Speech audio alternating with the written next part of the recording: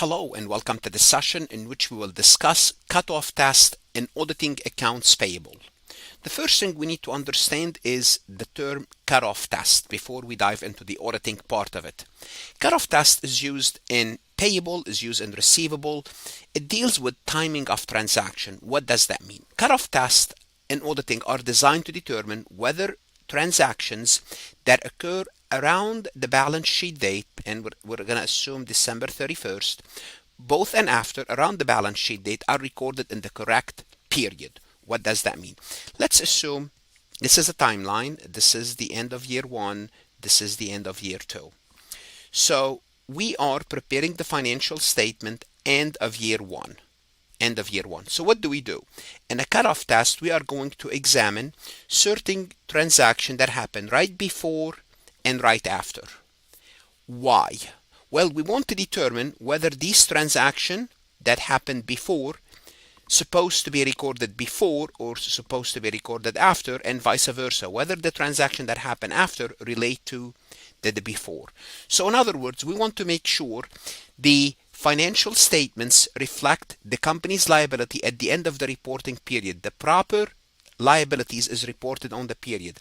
Did these transactions that happened before belong to year one, or some transaction that happened after year one, shortly after, supposed to be in year one but they're recorded in year two? So are they reported in the proper period? For example, if we're dealing with accounts payable, we're dealing with acquisition. So when we conduct cutoff test for acquisition, is to detect primarily, remember we talked about this understatement. So the fear, what's the fear in accounts payable? Here's the fear. The fear is that when we examine certain transaction in year two, guess what? Early on, specifically the transaction here are cash disbursement. What we find out is after we looked at these cash disbursement, we did not find the payable that should have been recorded in year one. So there are certain transactions that happen in year two, shows us that certain liabilities should have been recorded in year one and they were not recorded. This is what the cutoff for acquisition is. Making sure the transactions are reported at the end of the year one if they need to be. And this is crucial because failing to record liabilities can make the company appear more financially stable than it actually is. So what's the motivation from the company? The motivation from the company is to hide. And here we're talking about the completeness assertion. When we do the cutoff testing, it's part of searching for unrecorded liabilities, which we talked about in the prior recording. It's part of that. Cutoff test is part of searching for unrecorded liabilities because what we want to discover is if there's any cash disbursement that occurred that tells us we made a payment for a liability that should have existed as of the end of year one, but it did not exist at the end of year one. Now bear in mind, we could also be looking for overstatement, but that's not really a concern. So in addition to understatement, auditor must also consider the risk of overstatement accounts payable, but that's not a big risk. The important risk is understatement, and it's part of the completeness test. And this is what we will discuss in this session, starting with understatement and overstatement of errors. Just kind of see how we test for those. Then we dive a little bit more deeper into this topic. Let's go ahead and get started. Before we proceed any further, I have a public announcement about my company, farhatlectures.com. Hello, my name is Farhat. You are here because you are either an accounting student, a finance student, or someone who's studying for their CMA or CPA exam. Great. You are looking for some additional help, and we can help you. I strongly encourage you to visit my website, farhatlectures.com. I offer additional lectures, resources, including PowerPoint slides, multiple choice questions, in some circumstances, exercises, and true-false questions. Our material is aligned with your CPA review courses, with your CMA review courses, with your college courses.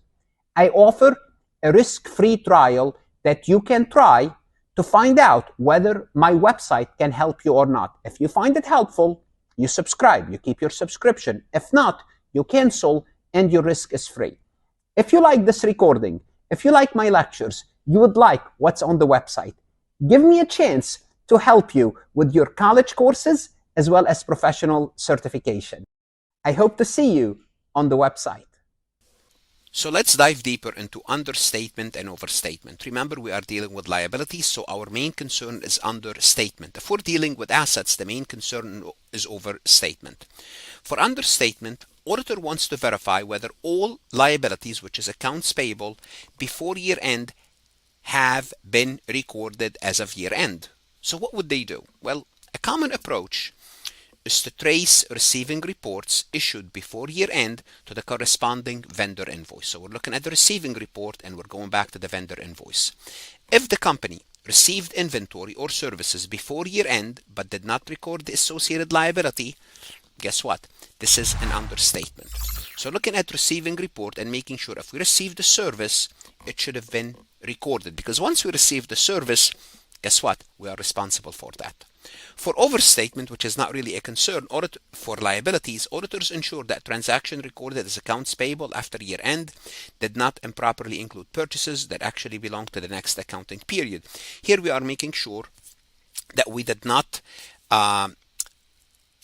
front-loaded some liabilities, recorded some liabilities prematurely. That companies don't usually, that we don't do that, but nevertheless, it's very important also to understand what overstatement is. It will help you understand understatement. And how do they do this? This is done by tracing receiving report issued after year end to their corresponding vendor, ensuring that only purchases that belong to the current period are included. Here we're looking at receiving report after year end. Well, if it happened after year end, why is it in this year? It should be in the following year. So we'd look at the receiving report, the vendor invoice, making sure we received it in year 2, it belongs to year 2. Now we're going to talk about how to do the cutoff testing. What's the best way to do it? The cutoff testing is best done with physical inventory. Physical inventory is when the company is taking inventory. So to ensure accurate accounts payable, cutoff testing must be coordinated with the physical observation of inventory when the client conducts inventory counts at year end. Now we will have a whole cycle about inventory, how to audit inventory. And part of auditing inventory, obviously you should know this, is counting inventory, which is physical observation. So part of that, I mean, yes, all these cycles are interrelated, of course they are. Part of that is integrating the cutoff testing with the inventory observation. So assuming a company purchases inventory for $200,000 and receive it late in December. If the inventory is included in AP, which it should, but excluded from inventory, the result will be an understatement of net earnings by $200,000. Why? Because what we did is we excluded this from inventory. And remember, inventory, ending inventory goes down, cost of goods sold goes up, cost of goods sold goes up, your net income will go down, therefore reducing your ending inventory if that happens. So if you included the liability but you did not record it properly in inventory, then you're earning.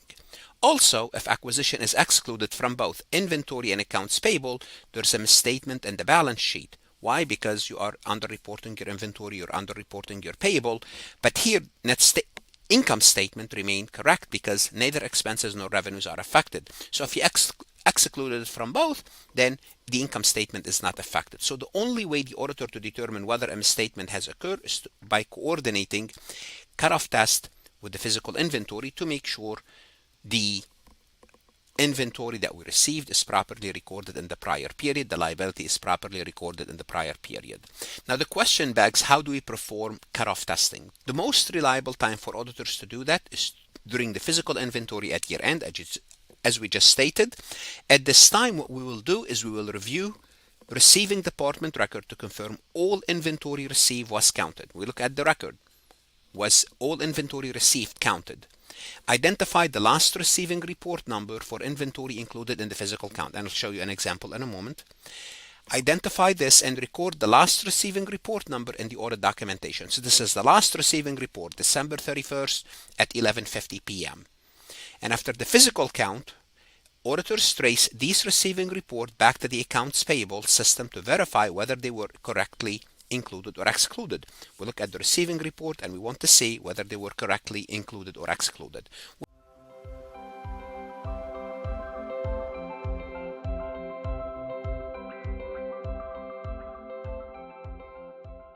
What should you do now? Go to Farhat Lectures, look at additional resources.